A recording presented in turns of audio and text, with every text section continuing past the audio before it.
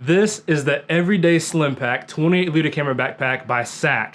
It's a whole lot of rhyming words. And I think this might be the best budget camera backpack of 2026.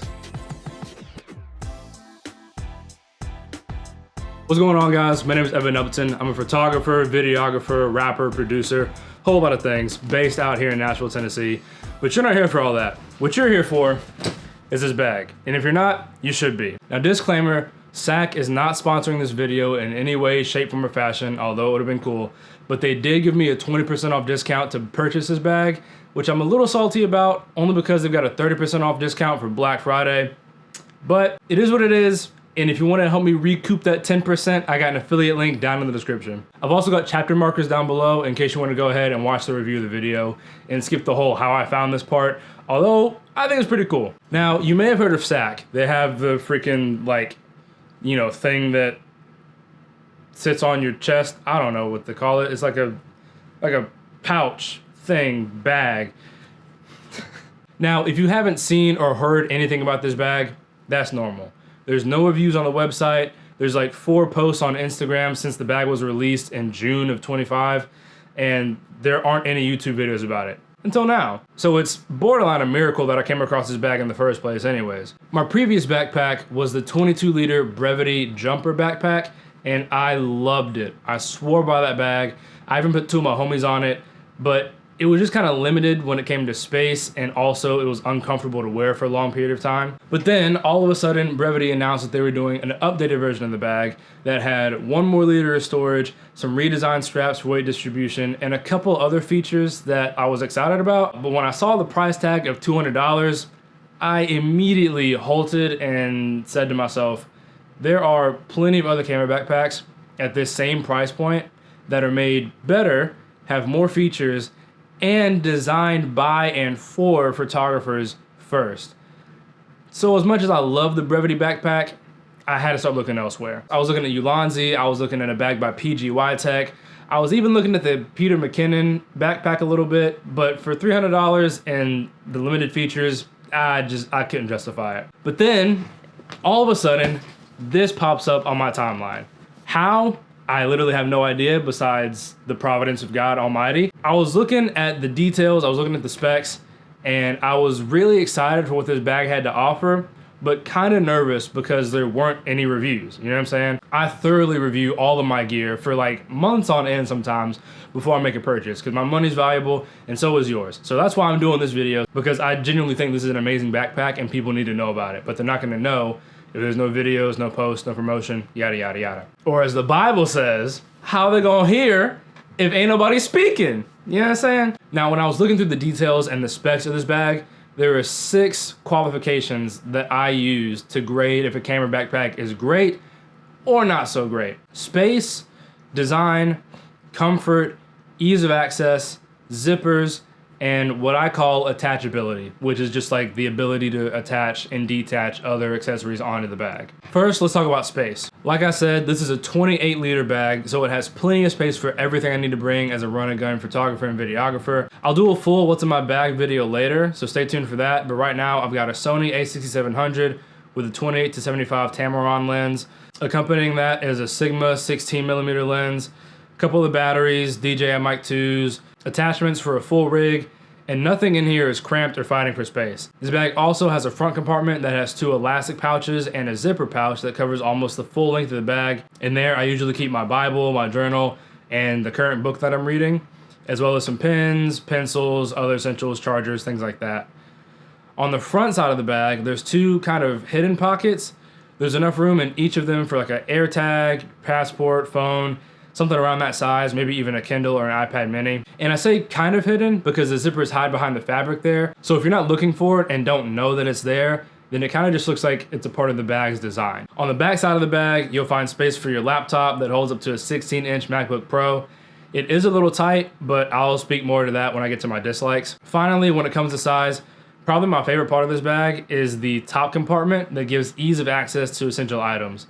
In here, I keep my MX Master 3S mouse, my Toolbox Elite controller, as well as my Kindle. And then in the zipper pocket that it also has, I keep my SSDs. Now let's talk about the design. A lot of this can be subjective, so let's go ahead and talk about the facts first. This is a fully waterproof bag that has PU coated YKK zippers that are also waterproof and dust resistant. That was a major selling point for me because most camera bags sell you a waterproof bag separately that you have to put your backpack inside of, and I think that's kind of dumb, just to be honest with you. Like, make the bag waterproof. Do better. It's also made out of a very sturdy and durable material, so you don't have to worry about stains or rips because it's not made out of fabric, and you don't need to worry about looking like a dweeb either because this looks sick in my opinion. It may be silly, but I really want my camera backpack to like fit my style and also just look dope in general, because I don't want to be out here walking around looking like a nerd or somebody who has this massive backpack on that screams, hey, I've got a bunch of gear in here worth thousands of dollars, come rob me. No one really wants that. You know what I'm saying? Unless you're like weird and want to commit insurance fraud, but like, stop it. And on top of all that, when the bag is packed correctly and weight is distributed evenly, it stands up on its own, which in my opinion isn't a necessity, but it's a really cool perk to have. Now when it comes to comfort, this bag is phenomenal. The straps have a really thick and soft padding on them that feels similar to memory foam, so it definitely doesn't dig into your shoulders. Plus, they're really wide and that helps distribute weight evenly. A feature that I really love about these straps is the adjustment strap at the top of the shoulders that brings the bag closer to the top of your back.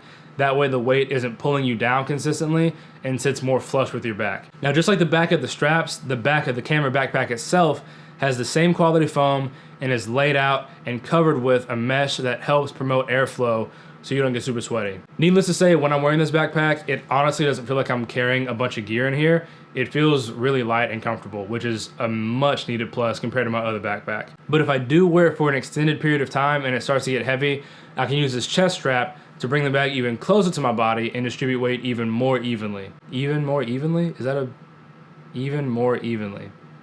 Evener? Evenest? The most even? In the category of ease of access, I've kind of already said a majority of how I think this bag fares, but just for clarity's sake, I love when a bag has extra pockets that don't connect to the main compartment of the bag, like the Peter McKinnon does. Everybody raves about it, and I really just have no idea why. No shade, Peter, I don't get the hype, personally. This bag also has a moderately sized side access compartment. I do have a little bit of trouble when it comes to getting my camera in and out of there, but that's because my personal camera has like the micro HDMI adapter on the side of it to make sure that it doesn't wiggle or break off. So that's like just a personal problem, you know what I'm saying? So you may or may not experience the same thing. On to the zippers. They're all waterproof and dustproof, which I find priceless, so they have my vote there. They can be a little difficult to open depending on how full your bag is, and I'm not a massive fan of the pulls on the zippers, but I'll get more into that in the dislike section of the video as well. Finally, when it comes to attachability, this backpack has two places that you can attach a tripod or a jacket or whatever you want to put there, on the bottom of the bag or on the side. And I really love that these are a clip style, like a buckle style, rather than a hook or permanently attached adjustable loop. This allows quick, easy, and secure attachment and detachment of your gear because it doesn't solely rely on how tightly you pulled the strap as the hook and permanently attached loop systems do. There are also multiple attach points on the straps of the bags themselves. Oh, and last but not least, there's a luggage pass-through on the back of the backpack, which is low-key a requirement, but not a hill I'm particularly willing to die on. Now for the dislikes. I only have a few, and they're kind of more subjective than anything, but I still think that they're worth mentioning. Let's get the main one out of the way, and it's the zippers. Like I mentioned, I'm not a big fan of the pulls on the zippers themselves. They feel kind of thin and frail, and also the PU coating on them has like already started peeling off. Again, it's a minute issue in my opinion because the zippers themselves are phenomenal. And like I said, they're waterproof and dustproof, which is like really hard to come by, at least in my experience. So I'm willing to compromise on that. I can buy new loops and put them in there myself. It is what it is. Another thing I'm not a fan of is the elastic pouches in the front compartment of the bag. They're just massive pouches. Like there's no dividers for separation or organization, which kind of depends on what you want to put in there. I keep like looser items, and so I can lose them or like just misplace them more easily. But if you're carrying like hard drives or you're putting ND filters or other things in there, then it's definitely plenty of space to hold that equipment. Another one of the things I'm not a fan of, which I think is a problem that most camera backpacks deal with, so it's not really particularly a problem with this bag, is the water bottle / tripod compartment. The majority of these camera backpacks have this placed on the direct side of the bag where the main compartment goes, where like you fit all of your gear into. What's gonna happen is that the water bottle or tripod is more than likely going to push into the bag rather than pushing away from it. Now, some camera backpacks have like an elastic piece to help circumvent that, and this one does too, but I find more often than not, the water bottle or tripod pushes up against into the backpack rather than away from it. Now, my fiance had the bright idea when it comes to tripods, you put one leg of the tripod in the pouch and then just strap it down with the buckles on the side, which is genius, honestly, props to her. But when it comes to water bottles and other things like that, I would lean more towards just carrying it separately, or if you do want to have it in the pouch, don't keep it in there for an extended amount of time because it might pop out. Unless you have an awala, then you can stick it in the pocket and then run one of those buckles through the loop of the awala, attach it there, and then even if it pops out, it's not gonna fall to the ground. My second to last dislike with the bag is when it comes to the width of the straps themselves. This is a double-edged sword, catch-22, because like I said, the wide straps really help distribute weight evenly, which is phenomenal. However, in my case, I have the Peak Design capture clip, and it doesn't fit on the actual strap itself because the strap is too wide. However, again, the straps have multiple attachment points on them, so I just ran the back of my capture clip through one of those loops and screwed it down, attached it there, and it works perfectly fine. So it's like, is it really a problem if they made a solution for it? Kind of like the Iron Man paradox where he creates his own problems, but then he solves them. So is he really a superhero or just a narcissist with a lot of money? Another dislike I have when it comes to these loops on the front of the straps is that you see here with the chest strap, it has these hooks that go into the loops. Now, if you place these hooks in any of these loops other than the top or the bottom ones, they're gonna pop out if you pull too hard because the hook itself will easily slide through and then, you know, God forbid, the strap flies off and hits somebody like a projectile. You know what I'm saying? Now, my very final dislike with this bag has to do with the laptop compartment. This is my first backpack that has a laptop compartment on the side of the bag, which is kind of cool, I guess, but I don't see why they just couldn't put it on the top. That's not my issue though. Well, sort of. My issue has to do with the fact that you have to move the backpack strap out of the way to get a full 16-inch MacBook in the pouch. Like, you've got to use the top corner to the bottom corner of space and low-key shove the thing in there, pause,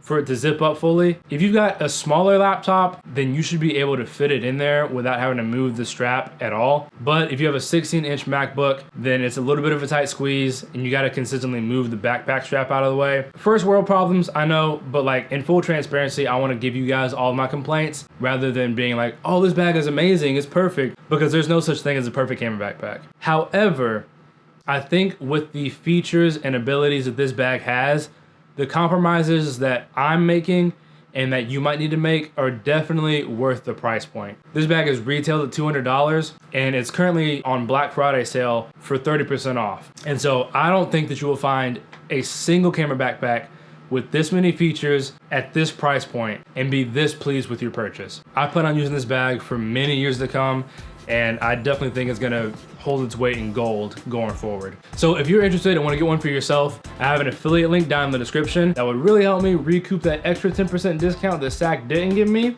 But if you don't wanna use affiliate links, that's fine, I'll have the standard link down there as well. If you made it this far in the video, thank you guys so much. Like, comment, subscribe, all the standard YouTube things. Love y'all, God bless, peace.